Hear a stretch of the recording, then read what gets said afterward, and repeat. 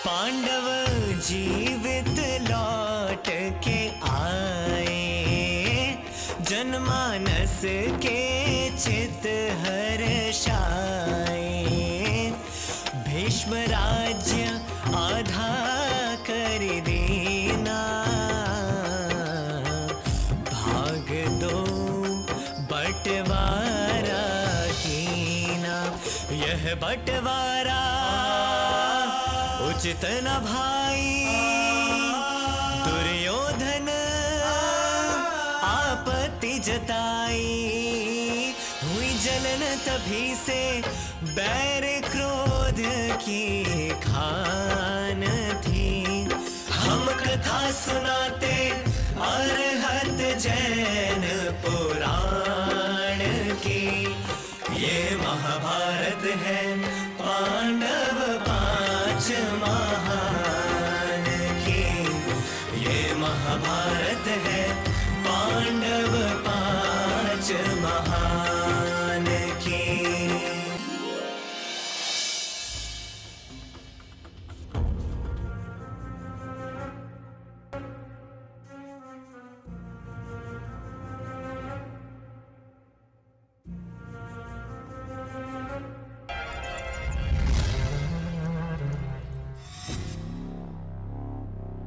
आज हस्तिनापुर के महाराज के माथे पर ये चिंता की रेखा है कैसी? ये कोई सामान्य रेखाएं नहीं है मामाश्री। ये रेखाएं तो उन पांडवों ने खींची हैं, और जब तक वो इस धरती पर रहेंगे तब तक ये उत्तरोत्तर गहरी होती जाएंगी। समझ नहीं आता कि क्या करूं। उनके पुण्य से वे मरुत स्थल समान खांडव प्रस्थ भी इंद्र की नगरी के समान सुशोभित हो रहा है। जो देखो वो बस पांडव पांडव पांडव के ही नाम की जाप जपता रहता है। भैया दुर्योधन, मेरा वश चले तो मैं अभी किसी सेवक राजा को आधे राज का प्रलोभन देकर उन सभी दुष्टों की निद्रा को चिर निद्रा में परिवर्तित कर दूं। नहीं प्रिय दुशासन, नहीं। वृक्ष को नष्ट करने के लिए उसकी शाखाओं को नहीं काटा जाता। यदि वृक्ष का सर्वनाश करना है तो उसकी जड़ों का नाश करो। मैं कुछ समझा नहीं मामाश्री। राजन, पांचों पांडव जिस सिंहासन पर विराजमान हैं, उस सिंहासन के चारों पांव धर्मरूपी भूमि में गड़े हैं। मृत्यु तो दूर, जब तक वो उस सिंहासन पर विराजमान हैं, तब तक हम उनके एक रोम को तक स्पर्श नहीं कर सकते। यदि पांडवों का विनाश करना है तो उनके धर्म का विनाश करना होगा। और एक बार धर्मराज से हमने उसका धर्म छीन लिया तो समझना कि हमने उनका सर्वस्व छीन लिया।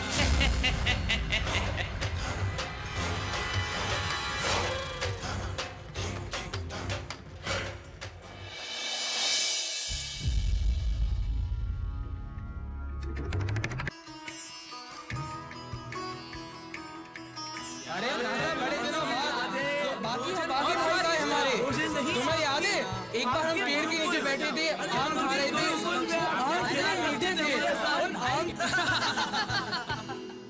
अद्भुत भ्राता दुर्योधन, अद्भुत। भोजन बहुत स्वादिष्ट था। हाँ भ्राता, भोजन बहुत स्वादिष्ट था। हाँ तात, आज वापस मुझे हमारा बालपन याद आ गया। कितना मनोहर काल था ना वो। गुरु द्रोण के समक्ष शिक्षा लेना, एक साथ बैठकर गुरुकुल में भोजन करना, और वो प्रतिदिन मल्लयुद्ध के अभ्यास में मेरे हाथों मात खाना। भीमसेन। हाँ, और दुर्योधन भैया जब धनुष चलाते थे तो लक्ष्य होता था हस्तिनापुर और बाढ़ जाता था इंद्रप्रस्थ। पार्थ, ऐसा नहीं कहते। अरे तात युधिष्ठिर, आप व्यर्थ ही मेरे अनुजों को टोकते हैं। अब यदि मेरे अनुज ही मेरे साथ हास्य विनोद नहीं करेंगे तो फिर कौन करेगा? हंस लो पांडव, ये तुम्हारी हंसी के आखिरी क्षण हैं। हंस लो। तात, किंतु आज मुझे यह विश्वास हो गया है कि निश्चित ही आप धर्मराज हैं। मुझे तो लग रहा था कि आप मुझे कभी क्षमा ही नहीं करेंगे, लेकिन आप जैसे सिंधु हृदय वाले व्यक्ति को अपना बड़ा भ्राता कहने में मुझे गर्व होता है। भ्राताओं, बालपन की समस्त स्मृतियां मेरे मानस पटल पर नृत्य कर रही हैं, तो क्यों ना हम उनमें से कुछ स्मृतियों को पुनः जीवित कर लें। चलिए ना, बचपन की तरह साथ मिलकर कुछ खेल खेलें। चलो वापस मल्लयुद्ध करें। मल्लयुद्ध छोड़िए भ्राता भीम, मेरी आयुधशाला में मैंने कलिंग देश से नवीन गदाएं मंगाई हैं। एक बार आप उन्हें अपने शक्तिशाली करों में लेकर उनकी शोभा बढ़ाएं। कलिंग देश की गदाएं? अरे कलिंग देश की गदाएं तो बहुत प्रसिद्ध है।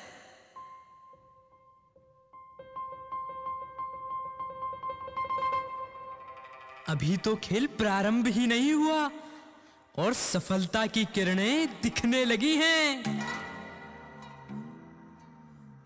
ये चौपड़ का खेल आज द्यूत का कार्यक्रम है क्या? प्रिय भांजे, इसे द्यूत कहकर इस खेल का अपमान मत करो।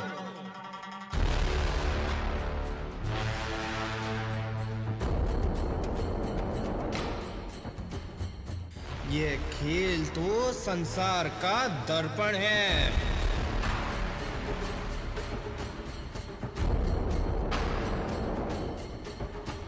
अब देखो, ये पासे कोई निर्जीव वस्तु नहीं, अपितु पुण्य और पाप के उदय हैं।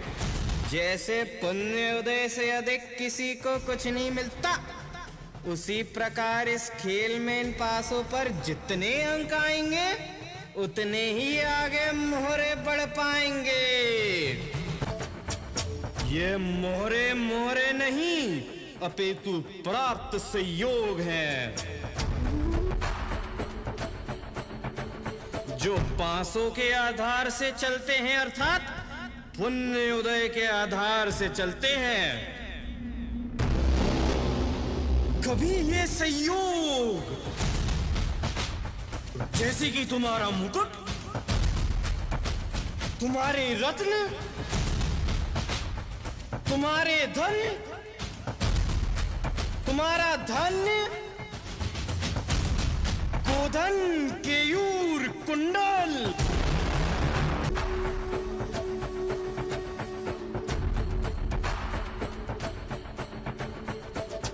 कभी आपके निकट रहते हैं और कभी दूर हो जाते हैं, क्योंकि संयोग वियोग को साथ लेकर ही आता है। भांजे अर्जुन, सृष्टि का यही नियम है ना।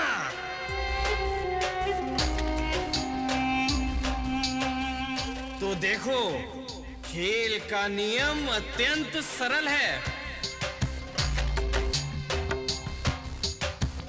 दोनों पक्ष अपने अपने मोहरे खेल में उतारेंगे और फिर पासे फेंके जाएंगे। यदि आपने अपना मोहरा सुरक्षित इस मध्य खंड तक पहुंचा दिया तो आपका वो दाव पुनः आपके निकट आ जाएगा। किंतु यदि उसके पहले प्रतिपक्षी ने उस मोहरे को मार दिया तो वो दाव प्रतिपक्षी को प्राप्त हो जाएगा। क्योंकि आज जो संयोग हमारे निकट है, कल वो किसी अन्य के दास हो सकते हैं। अब यदि आपको नया मोहरा खेल में उतारना है तो एक नए संयोग का दाव चलना होगा। देखिए कितना शिक्षाप्रद खेल है। खेल खेल में स्वाध्याय भी हो जाएगा। किंतु दुर्योधन, ये खेल किंतु विंतु ना कहे भैया। अब अगर आपने मेरा यह प्रस्ताव ठुकराया तो तो मैं ये समझूंगा कि अब तक आपने मुझे क्षमा नहीं किया है। भैया, भैया, मुझे कुछ अशुभ घटने की आशंका हो रही है। कृपया इस खेल को न खेलें।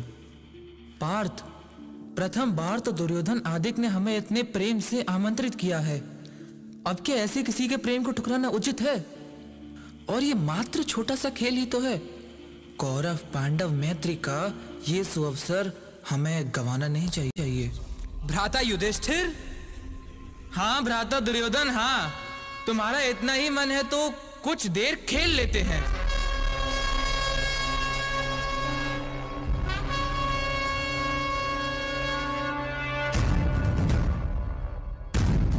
तो लीजिए भैया, मेरा प्रथम दाव, ये हस्तिनापुर का कीर्तिमान उन्नत भवन। ठीक है दुर्योधन, मैं अपना ये देवोपनीत बाजू बंद दाव पे लगाता हूं। ये लो भांजे। और ये लो दुर्योधन, ये मेरी ओर से।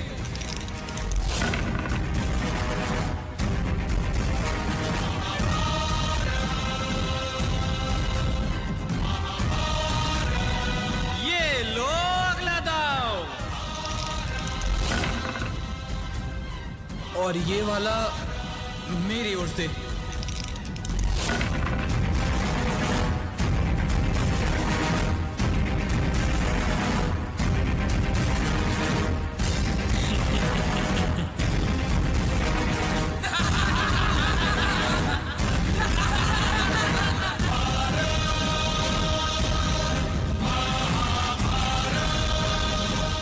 ये लो अगला दाव। और ये मेरी ओर से। ये भी गया हाथ से।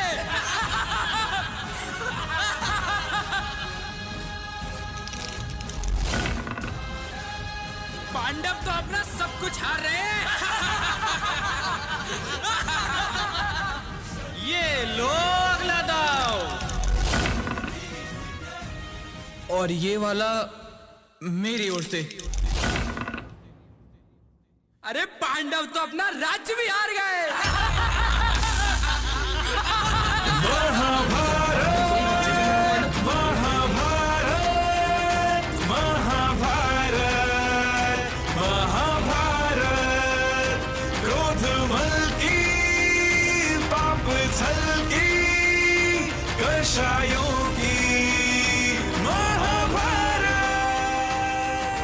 हम तो सब कुछ हार गए भाई दुर्योधन।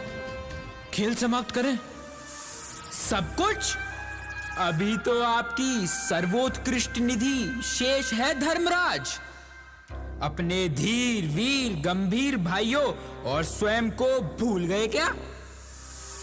अरे उन्हें दांव पर लगाइए।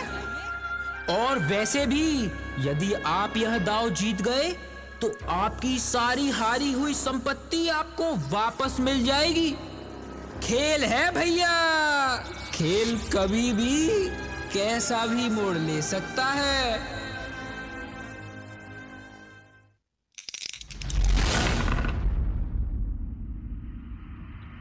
मैं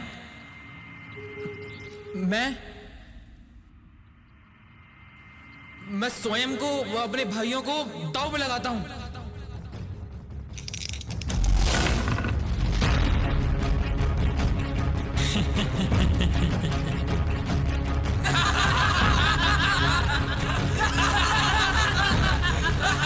धर्मराज, ये आप क्या अनर्थ कर रहे हैं? हार जीत की भावना से खेला गया कोई भी खेल महापाप का कारण, नरकों में ले जाने वाला द्यूत है, जुआ है जुआ। क्या आप क्षत्रिय कुल की नीतियों को भूल गए भैया? ये द्यूत रूपी राहु आपके विवेक रूपी सूर्य को ग्रास रहा है। द्यूतेन याति निःशेषम यशो लोका पवादतः विद्धि द्यूत समम पापम न भूतम न भविष्यति। भैया, भैया आप इस दुराचार में क्यों प्रवृत्त हुए?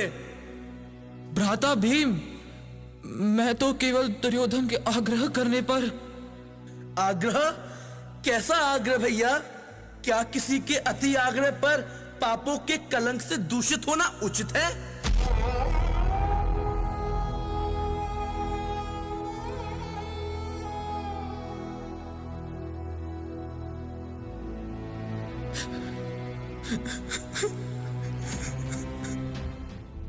कैसा पाप का वेग!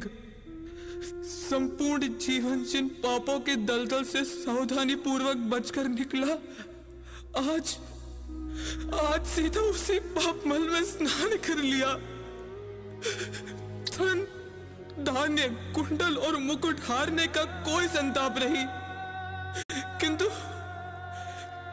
आज मेरी धर्म निधि लुट गई, मेरी धर्म निधि लुट गई।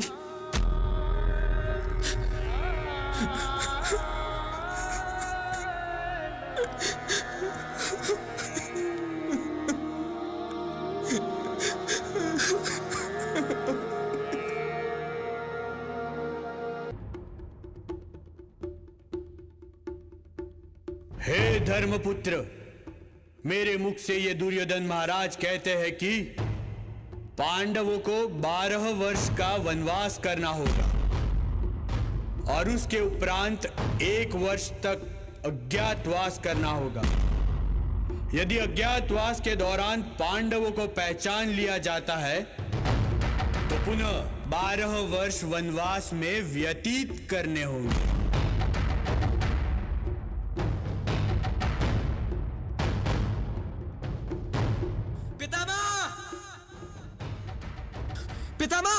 पितामह, वो राजकुमार दुशासन बलात् महारानी द्रौपदी के महल में घुस गए हैं। कुछ कीजिए स्वामी। दुशासन!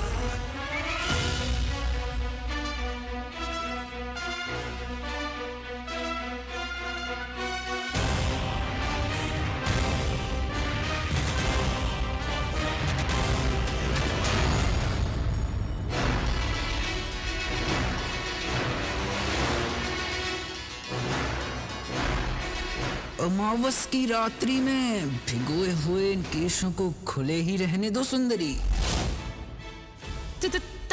दुशासन, इस समय आप यहाँ? पांडव अपना सर्वस्व द्यूत में हार चुके हैं, इसलिए आज से वो हमारे सेवक और तुम हमारी सेविका हो द्रौपदी। इसलिए मैं तुम्हें आदेश देता हूँ कि तत्क्षण तुम मेरे साथ मेरे महल चलो। द्रौपदी। तात, कौन सी मदिरा के वशीभूत होकर आप यह व्यर्थ का प्रलाप कर रहे हैं? मदिरा? आज तो जीत के अमृत में स्नान करके आया हूँ, चलो मेरे साथ। ये क्या अनर्थ कर रहे हैं तात? चलो मेरे साथ। नहीं तात, तुम मेरी सेविका हो द्रौपदी। आप होश में तो हैं तात? सेविका। नहीं तात, आपको तनिक भी लज्जा नहीं आती है?